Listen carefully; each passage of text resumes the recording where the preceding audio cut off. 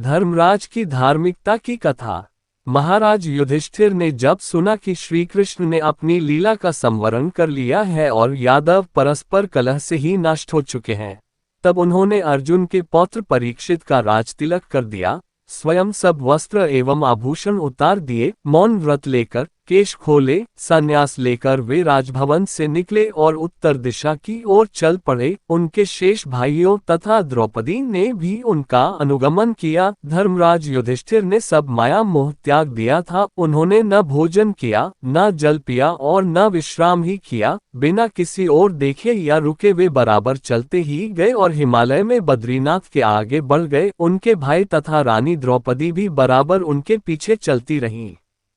सतपथ पार हुआ और स्वर्गारोहण की दिव्य भूमि आई। द्रौपदी, नकुल, सहदेव, अर्जुन ये क्रम से गिरने लगे। जो गिरता था वह वहीं रह जाता था। उस हिम प्रदेश में गिरकर फिर उठने की चर्चा ही व्यर्थ है।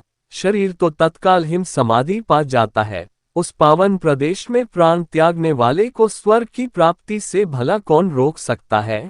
युधिष्ठिर न रुकते थे और न गिरते हुए भाइयों की ओर देख ही रहे थे। वे रागद्वेष से परे हो चुके थे। अंत में भीमसेन भी गिर गए।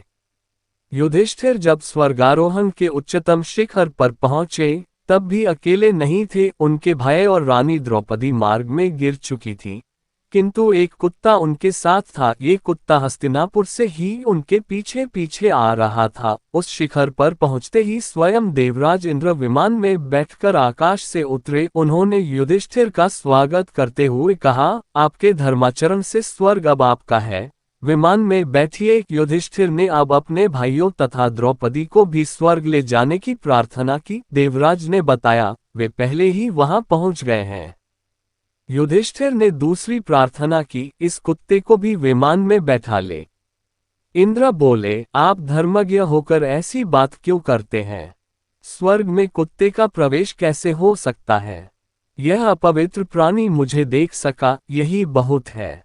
युधिष्ठिर बोले, यह मेरे आश्रित है। मेरे भक्ति के कारण ही नगर से इतनी दूर मेरे साथ आया है। आश्रित का त्याग अधर्म है, इसके बिना मैं अकेले स्वर्ग नहीं जाना चाहता।